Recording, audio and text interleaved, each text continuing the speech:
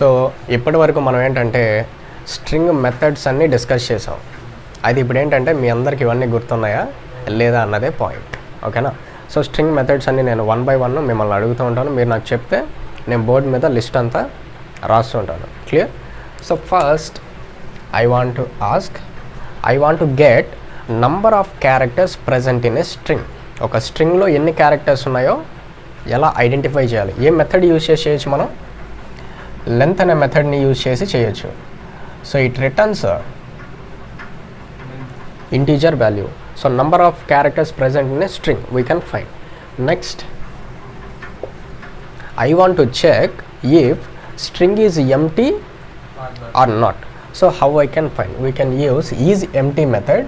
It returns a true or false. So boolean is empty.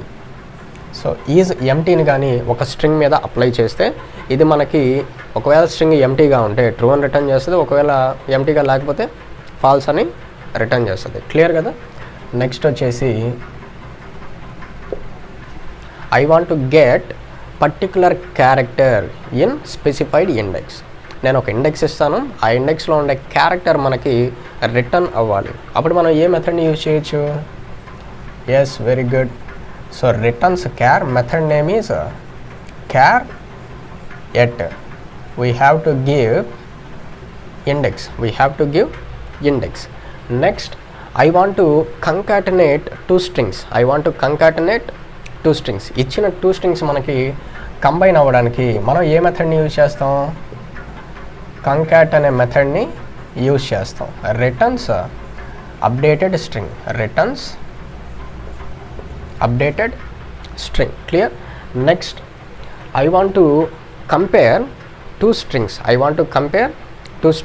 అంటే 2 స్ట్రింగ్స్లో ఉన్న data ఎగ్జాక్ట్గా ఈక్వలా కాదా ఇది చెక్ చేయడానికి మనకి టోటల్గా ఎన్ని మెథడ్స్ ఉన్నాయి?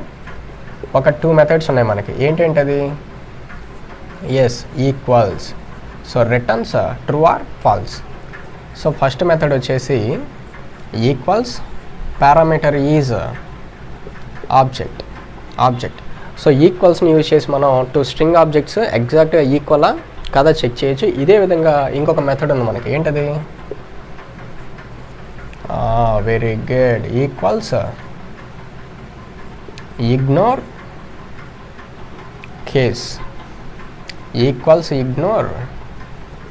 కేస్. అయితే మనకి ఈ 2 స్ట్రింగ్స్ యూజ్ చేసి స్ట్రింగ్స్ ఈక్వలా కదా చెక్ చేయొచ్చు. అయితే ఓన్లీ డిఫరెన్స్ ఏంటంటే ఇది వచ్చేసి మనకి కేస్ సెన్సిటివ్, ఇది వచ్చేసి నాట్ కేస్ సెన్సిటివ్. అంటే ఈక్వల్స్ అప్లై చేసినప్పుడు డేటాతో పాటుగా కేస్ కూడా మ్యాచ్ అవ్వాలి. Data and case both should be matched. అదే మనకి ఈక్వల్స్ ఇగ్నోర్ కేస్. ఇది కేస్ సెన్సిటివ్ కాదు కాబట్టి data should be match, case is not important. Data మనకి ఎగ్జాక్ట్గా ఈక్వల్ అయితే చాలు, మనకి కేస్తో సంబంధమే లేదు. క్లియర్ కదా?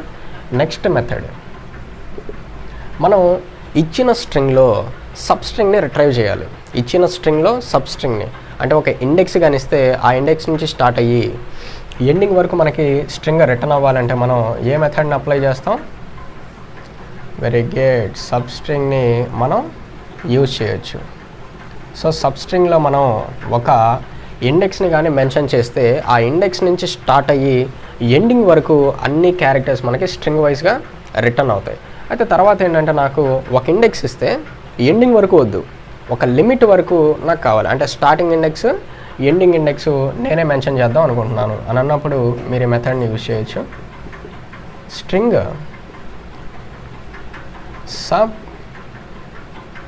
String of integer comma integer. అయితే ఇక్కడ స్టార్టింగ్ ఇండెక్స్ ఒకటి ఉంటుంది, ఎండింగ్ ఇండెక్స్ ఒకటి ఉంటుంది. అయితే ఫర్ ఎగ్జాంపుల్ మనం 2,8 అని ఇచ్చాం. సో సెకండ్ ఇండెక్స్ నుంచి స్టార్ట్ అయ్యి 8 - 1 వరకు వస్తాయి. అంటే 2,7 ఇండెక్స్ వరకు ఏమేమి ఉన్నాయో అవన్నీ మనకి గ్రూప్ అయ్యేసి స్ట్రింగ్ రూపంలో రిటర్న్ అవుతాయి. నెక్స్ట్, అయితే మనం ఇక్కడ ఈక్వల్స్ ఇగ్నోర్ కేసు చూసాం. అయితే ఇవేంటంటే డేటా ఎగ్జాక్ట్గా ఈక్వల్గా ఉన్నాయా లేదా చెక్ చేస్తాయి. అంతేగాని స్ట్రింగ్ 1 స్ట్రింగ్ 2 కంటే గ్రేటరా లెస్సరా ఇలా చెక్ చేయవన్నమాట. కానీ మనం అలా కూడా చెక్ చేయాలి. అంటే ఈక్వల్ మాత్రమే కాకుండా S1 గ్రేటర్ దెన్ S2 కాదా, S1 లెస్ దెన్ S2 కాదా, ఇలా కూడా చెక్ చేయాలంటే మనకి ఈ మెథడ్స్ యూజ్ అవుతాయి. సో వాటిలో ఫస్ట్ వన్ ఏంటంటే కంపేర్ టు. మెథడ్ నేమ్ వచ్చేసి కంపేర్ టు. ఇక్కడ మనం ఒక స్ట్రింగ్ ఆబ్జెక్ట్ని మెన్షన్ చేస్తాం. 2 స్ట్రింగ్ ఆబ్జెక్ట్స్ని కంపేర్ చేయడానికే యూజ్ అవుతాయి. ఒకవేళ కంపేర్ టు యూజ్ చేసినప్పుడు 2 స్ట్రింగ్స్లో ఉన్న డేటా మ్యాచ్ అయితే అప్పుడు మనకి 0 రిటర్న్ అవుతుంది. ఒకవేళ స్ట్రింగ్ 1లో ఉన్న డేటా స్ట్రింగ్ 2లో ఉన్న దానికంటే గ్రేటెస్ట్గానైతే పాజిటివ్ వాల్యూ, ఒకవేళ స్ట్రింగ్ 1లో ఉన్న డేటా స్ట్రింగ్ 2లో ఉన్న డేటా కంటే లెస్సర్ అయితే నెగిటివ్ వాల్యూ మనకి రిటర్న్ అవుతాయి. అయితే ఇది కేస్ సెన్సిటివ్. డేటా మ్యాచ్ అవ్వాలి, కేస్ కూడా మ్యాచ్ అవ్వాలి. అయితే నాకు డేటా మ్యాచ్ అయితే చాలు, కేసు ఇంపార్టెంట్ కాదు అని కానీ అనుకుంటే అప్పుడు మనం compare to ignore case use చేయొచ్చు. కంపేర్ టు ఇగ్నోర్ కేస్ ఈ మెథడ్ని మనం యూజ్ చేయొచ్చు. సో ఇక్కడ మనకి డేటా ఒక్కటే మ్యాచ్ అయితే సరిపోతుంది, కేస్ అనేది మ్యాండేటరీ కాదు అనే సిచ్యువేషన్లో మనం కంపేర్ టు అనే మెథడ్ని యూజ్ చేయొచ్చు. నెక్స్ట్ వచ్చేసి ఇప్పుడు మనం ఏంటంటే ఇచ్చిన స్ట్రింగ్ ఏ ఇండెక్స్తో స్టార్ట్ అవుతుంది, ఇచ్చిన స్ట్రింగ్ ఏ ఇండెక్స్తో స్టార్ట్ అవుతుంది మనం తెలుసుకోవాలంటే ఇండెక్స్ ఆఫ్ అనే మెథడ్ని మనం యూజ్ చేస్తాం. Index of. సో మనం ఒక స్ట్రింగ్ కానీ ఇస్తే అయితే ఇదేంటంటే first occurrence. For example string వచ్చేసి మనం ఏబీసీ అని కానీ అనుకుంటే ఇక్కడ కానీ ఏబీసీ కానీ ఇచ్చామనుకోండి, ఇక్కడ అన్ని ఏబీసీలే ఉన్నాయి, కానీ ఫస్ట్ అక్కరెన్స్ అంటే మనకి ఇదే తీసుకుంటుంది. ఫస్ట్ అక్కరెన్స్ అంటే స్టార్టింగ్ ఉండేది, సో మనకు అవుట్పుట్ 0 వస్తుంది. అలా కాకుండా నాకు 0 నుంచి స్టార్ట్ కాకూడదు, వేరే లొకేషన్ నుంచి స్టార్ట్ అవ్వాలి. అంటే నేను ఇచ్చిన స్ట్రింగ్ ఇండెక్స్ రావాలి, కానీ సర్చింగ్ ఏంటి 0 నుంచి స్టార్ట్ కాకుండా వేరే ఇండెక్స్ నుంచి స్టార్ట్ అవ్వాలన్నమాట. అప్పుడు ఏంటంటే ఇదే మెథడ్ మనం ఇంట్ index of string value comma integer. అయితే ఇక్కడ ఏంటంటే ఏబీసీ. సో మన దగ్గర వచ్చేసి ఒక స్ట్రింగ్ అయితే ఉంది, ఏబీసీ అని ఇస్తాం. ఫర్ ఎగ్జాంపుల్ ఇంటీజర్ కానీ 2 అని ఇచ్చామనుకోండి, సెర్చింగ్ మనకి ఇక్కడ నుంచి స్టార్ట్ చేస్తుంది. ఇక్కడ నుంచి కానీ స్టార్ట్ చేస్తే 0 1 2 స్పేస్ కూడా కౌంట్ 3 and 4. సో కరెక్ట్గా 4th ఇండెక్స్లో మళ్ళీ ఏబీసీ ఉంది కాబట్టి రిటర్న్స్ 4. అవుట్పుట్ వచ్చేసి మనకి 4 అని రిటర్న్ అవుతుంది.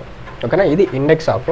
అయితే ఇదేంటంటే మనకి ఫార్వర్డ్ డైరెక్షన్లో సెర్చింగ్ అంతా జరుగుతుంది. అలా కాకుండా మనకి బ్యాక్వర్డ్ డైరెక్షన్లో కూడా జరిగేలాగా ఒకటి ఉంది, ఏంటంటే last index of. So let us right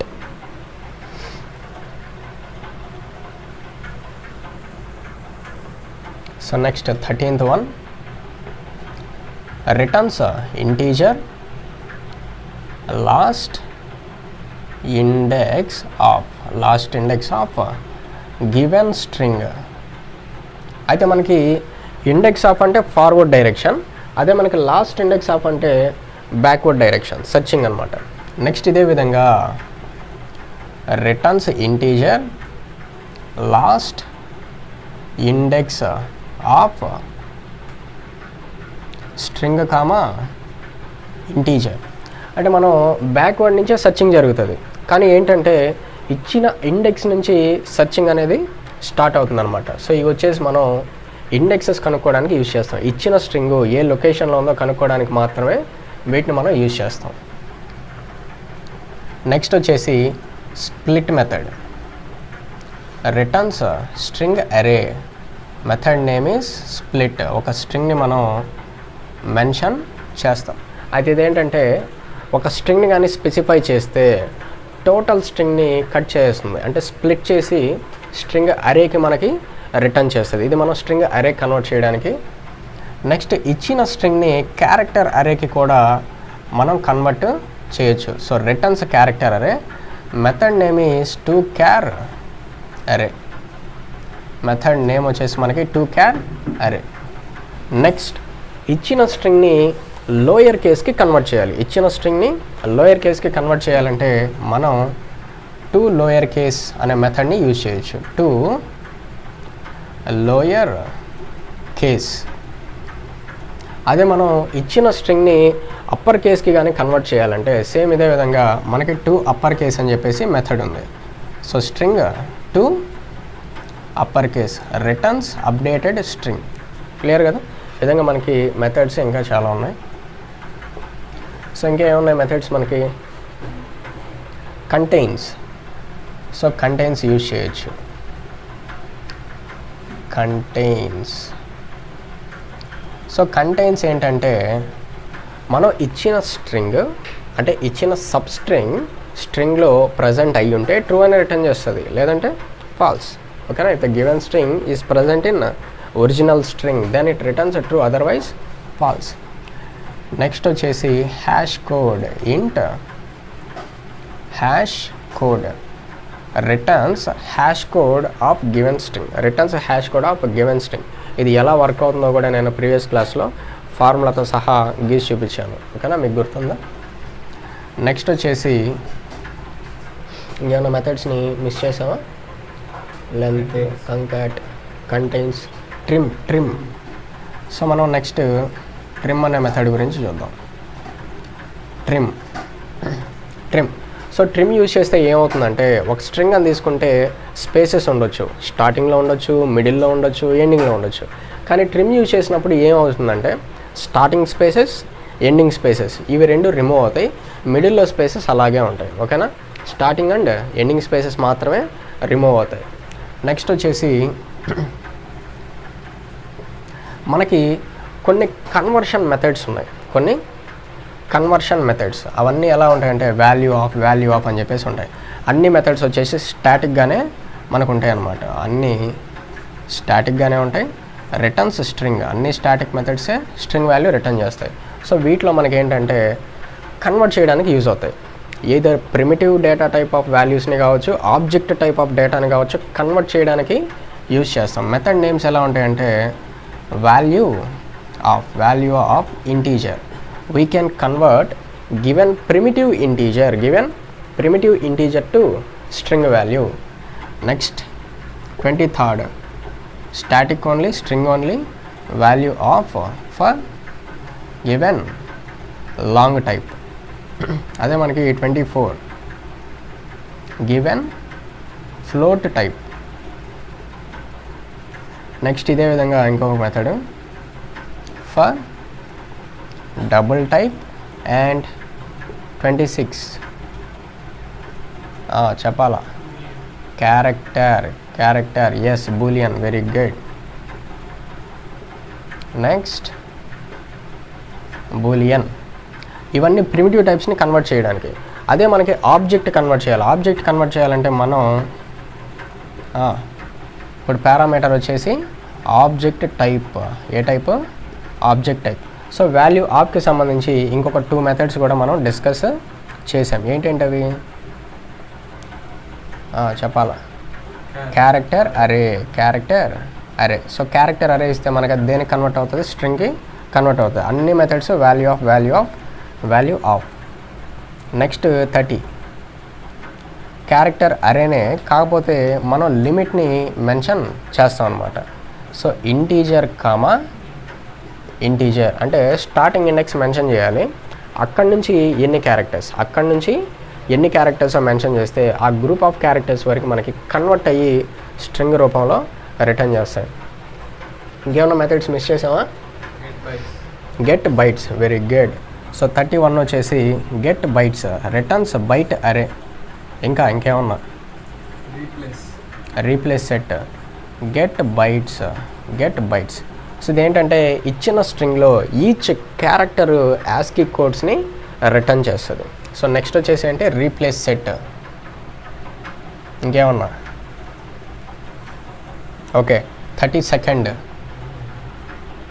so replace returns string type of value. Method name is replace of type character. So మనం ఓల్డ్ క్యారెక్టర్ ప్లేస్లో న్యూ క్యారెక్టర్ని రీప్లేస్ మనం చేయొచ్చు. నెక్స్ట్ వచ్చేసి స్ట్రింగ్ వాల్యూస్ని కూడా రీప్లేస్ చేయొచ్చు. So replace string value comma string. So first రాసిన రీప్లేస్ మెథడ్ ఏంటి, జస్ట్ సింగిల్ లెటర్ని రీప్లేస్ చేయగలిగితే నెక్స్ట్ రాసిన మెథడ్ వచ్చేసి గ్రూప్ ఆఫ్ లెటర్స్ని ఎట్ ఏ టైం మనకి రీప్లేస్ చేస్తుంది. నెక్స్ట్ వచ్చేసి అన్ని స్ట్రింగ్స్ అవసరం లేకుండా ఫస్ట్ స్ట్రింగ్ మాత్రమే రీప్లేస్ చేయాలంటే రీప్లేస్ ఫస్ట్ అనే మెథడ్ని యూజ్ చేయొచ్చు.